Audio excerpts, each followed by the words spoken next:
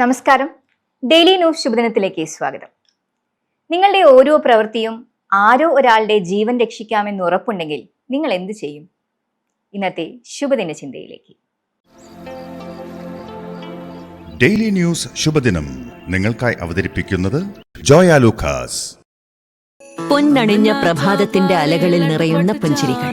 അതെ, ഇന്ന് ആഘോഷമാണ്. ജോയ ലൂക്കാസ്, ഓരോ ആഘോഷത്തിന്റെയും ആത്മാവ്. കാടിനുള്ളിൽ നദീതീരത്താണ് ഗുരു താമസിച്ചിരുന്നത്. അദ്ദേഹം മന്ത്രം ചൊല്ലുമ്പോൾ മുള കൊണ്ട് കുട്ട ഉണ്ടാക്കി നദിയിൽ ഒഴുക്കുക എന്നൊരു ശീലമുണ്ടായിരുന്നു.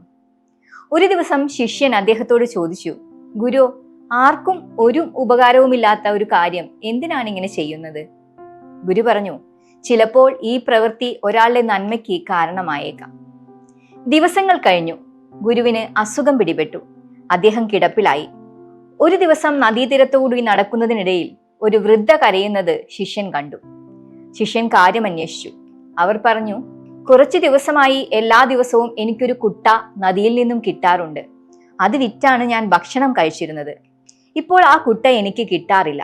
ഞാൻ വീണ്ടും പട്ടിണിയിലായി.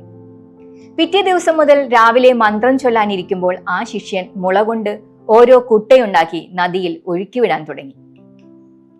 ഓരോ പ്രവൃത്തിക്കും അദൃശ്യമായ ചില ഫലങ്ങളുണ്ട്. നമ്മൾ ഇന്ന് ചെയ്യുന്ന ചെറിയ പ്രവൃത്തികൾ കൊണ്ട് ആരോ ഒരാളുടെ നാളെയെ രക്ഷിക്കാനാകും. നിഷ്കാമ കർമ്മം, അതാണ് വലിയ വിജയങ്ങളുടെ അടിത്തറ. ശുഭദിനം. ഡെയിലി ന്യൂസ് ശുഭദിനം നിങ്ങൾക്കായി അവതരിപ്പിക്കുന്നത് ജോയ ലൂക്കാസ്.